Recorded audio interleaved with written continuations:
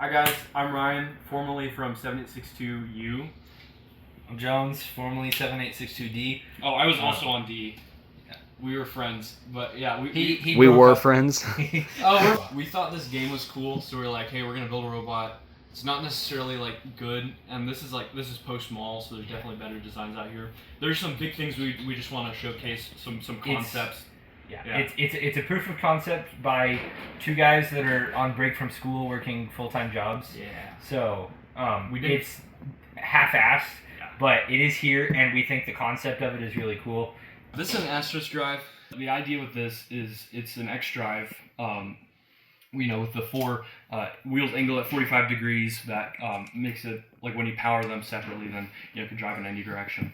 But then it also has these two motors and wheels that improves torque in driving forward and backwards.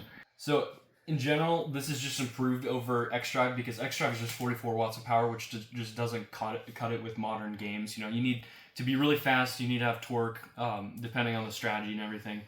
So 66 watts is generally the minimum. So that's kind of why X drive has kind of faded away. But a difficult thing about Asterisk drive is the math behind it and getting the right gearing. So the idea is, if you don't know, X drives, their effective speed is a factor of the square root of 2 faster than a tank drive with the equivalent gearing. So 41% faster. So basically these wheels here are spinning at 360 RPM, 36 to 60 on 600 RPM motors. So that's like, with 3.25 inch wheels, it's like 60 something inches per second. But actually, with it being an X drive, in the cardinal directions, it's 86 inches per second. So what's difficult about Asterisk drive is you need to have the X drive portion and these two, the tank drive portion, be separate in speed by a factor of the square root of 2. So you want the tangential speed of these to be the same as the effective speed as the X drive, the effective speed of the X drive. So this is the best speed that I chose. I went through like 3 different designs on Fusion 360, but this one is simple because I think this is the only viable design where the tank drive portion is just directly driven. So these are direct 600 RPM, 2.75 inch wheels. So that's 86.6 inches per second. The effective speed of the X drive portion is pretty much identical, within like 0.2% or something like that. So the idea when designing an Asterisk drive and choosing the ratios is you want to choose two speeds that are as close to a factor of square root of 2 in difference. So if you don't do that, and for example, the X drive portion is faster, in the code you're going to have to tune it down, so you'll be losing the potential power of those motors. So this is just like the best gearing I could find. There might be better out there. Another big struggle with X drive is most of the time they are bigger and bulkier than a normal H drive H drive or tank drive. H drive just has that extra wheel in the middle to go sideways. But if you take a normal tank drive tank drive chassis, they're normally super compact and easy to build on. X drives are normally not easy to build on, but one of the pros of this one is because of the gearing, it shifts this motor all the way down. A lot of X drives, it would be mounted directly on this wheel, which works for some teams, but we really wanted to be able to build on top of it. We didn't want to just build an Asterisk drive. So we tucked these motors down and then put these motors vertical so that it would actually fit. We could show like the speed of it, I guess. Do that. All right, here's a speed test. I'll just do like a Excel. So I don't know if that is it. Oh, that was the cat. But yeah, it's pretty fast. Definitely the side-to-side strafing is worse in terms of acceleration than the forward back.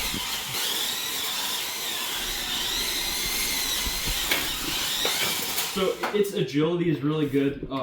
One thing that made us want to choose at least some drivetrain that can strafe is the ability to set it up to align with the goals versus tank drive. It's not that bad, but you just have to drive right. I'm gonna try and drive it like a tank drive. You have to align it right. But then like if you're still straight. If you're slightly off, then you have to like back up and stuff. And then with this, you can just strafe to align with it. And my driving practice is really bad. Last time I drove an X drive was in spin up, but this is like really fast. So as a driver, you'll want to practice a lot. But it has really good potential. If you have a good driver, then aligning and everything and juking out other teams is the potential is crazy.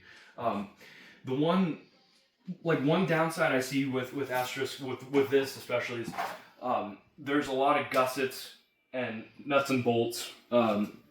So weight from with steel and everything. So we didn't have access to like nylon nuts, but if we did, we'd be able to replace every single one of these with nylon nuts, and I don't think there'd be any concern with strength or anything. But how heavy is this bot? The total bot, this robot does not have any pneumatics on it. It's like 11 pounds. If this robot was like a typical like 13 to 14 pounds that a normal robot is, it would definitely lack in the acceleration areas just because of how fast this drive is, and all of the drive motors are powered independently. They're not all geared together, which kind of just loses a little bit of torque, but it's extremely fast. But if you build heavy, this is definitely not a viable option for you. And I would not recommend this chassis to a lot of teams, but if you are a very successful team and you're looking to just add something to one up the rest of the robots, an Asterisk drive is a really good innovate form and stuff like that. And I think it's more effective than a tank drive, but you have to build it perfectly, and the rest of your robot on top has to also be better than what you could build on a tank drive for it to be worth it, though. So let's just go to the block system, right? Like so intake boom. We can explain the wheels and stuff. So we'll do a close up on what wheels are spinning when. So when we have 3 different systems on this robot. The first system I want to show you is our intaking system. So that runs 3 different wheels. It runs our bottom intake wheel, this wheel here just to get it up to the next level, and then it spins this wheel as well to get it up. And so this wheel and this wheel typically don't spin. Sometimes we have to spin this one just to get it to go into certain directions. But this bottom wheel here, this is our indexer. This pulls it from our hopper into our intaking system. So when we're intaking, it just sits there and doesn't move. This one here, depending on the speed of it, it changes the direction of the ball. So we'll try and show that real quick. So if we're throwing one into the hopper, we just intake it, and this one spins at a slow speed. Yeah. If we're throwing it out the top of the robot, this one spins... Oh, wrong way, yeah. Yeah, that's okay. Yeah. If this spins slightly faster, and this one has a greater tangential speed than this one here, then it'll throw the ball out the front. And so we've seen a lot of teams that do the hopper have a pneumatic tilt at the top, which is very effective, but we wanted to try and stay away from pneumatics, A, because of access to parts, and B, because we really wanted this robot to be super light to take the full advantage of the Asterisk drive. And so we decided on this system with this top wheel changing the direction that it spins to change where the ball goes. Yeah. So based off of this top wheel, we can put the ball in 3 different places. If this wheel spins in reverse... It messed up. Oh, if this wheel spins in reverse, it'll go out the front. Yeah. Like that. If it spins forward fast, it'll go out the top. And if it spins forward... And sometimes it doesn't work. Yeah. I tuned it... I coded it in like 5 seconds, so I can change the speeds of it to tune it in. So it doesn't always work. You'll see like when we're intaking around the field, sometimes instead of going into the hopper, it'll go out the front. But that's something definitely with tuning. Conceptually, it should work as long as you have this one spinning faster, like Jones said. The tangential speed needs to be higher because once it reaches this top point, it'll be compressed by these rubber bands. So it'll go either way. So maybe it's like a potential inconsistency. you could argue that the pneumatic hood is more consistent. It's definitely going to go in there versus definitely going to go out. But we just wanted to, weight savings are very important. But just to kind of showcase speed of the system, we both think it's really fast. I mean, I haven't seen many other robots in person. So we make use of rubber bands in a lot of places, like Jones is saying in weight savings. Rubber bands are, extremely light. So like down here at the intake, we have 2 right here to force contact. And this is a place right here where there's like 2 separate directions that the block can come from. Mm-hmm. So it can come from down here and then go out, or it can go in the intake and go that way. So this is since they can move a lot, it can kind of conform to the block based on which direction it wants to go. The next thing we'll show you is the worst part of the system. It's the hopper. We built this hopper in like 0 time because we kind of just threw it together. It's just an array of standoffs and standoff supports, and then we put a bunch of rubber bands going from A to B. One of them probably the friction with this guy. I don't know. Yeah, the biggest thing with this is jamming.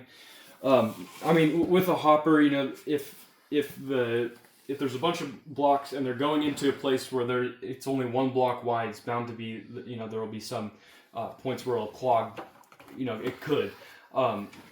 So one thing we've seen online a lot of teams do is add an agitator, which we have it down here chained to our indexer, and I'll take the blocks out to show. We've really messed around with it a lot. So at one point we had 2 flex wheels, and we removed one to see if asymmetry helps with it. We could add flaps instead of flex wheels for more contact. But the idea is to kind of mix them up so that one will go in at a time instead of 2 hitting this point right here. If that happens, then they just stay like that. So, and if you remove one, then it goes out fine. So you need to have a way to move one out of the way or shake them up so that they all go out. So it scores fast, other than the hopper. Yeah, it's very effective. Other than our hopper hasn't been refined yet. We've probably only worked on it for. I think it's not too bad. It only scored 2 out of the 4. So we really haven't tuned it much, but the idea is there. None of this robot is refined because we didn't have an arena until we're just borrowing a friend's arena right now. And Appendix A of the game manual with all the measurements and stuff saved our asses because we figure out the height that the blocks would be at, so that we decided where to position all these. So we haven't tuned scoring at all. You'll see if we go out the front here, it goes down super fast, which I don't know if that's good or not. Still scores. It still scores. And then I need to change the speed because if you score here, it shoots it out really far, which can hit them out. So it's an important thing to score fast, but then not hit them out. So yeah, keep the barrier cross.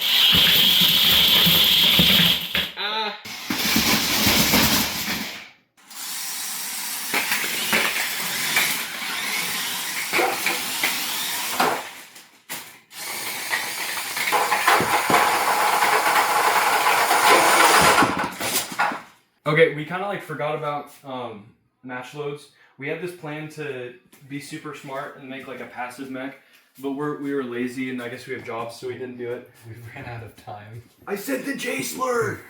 But this guy's going to college tomorrow. Yeah, as of today I'm going over tomorrow. So, and video.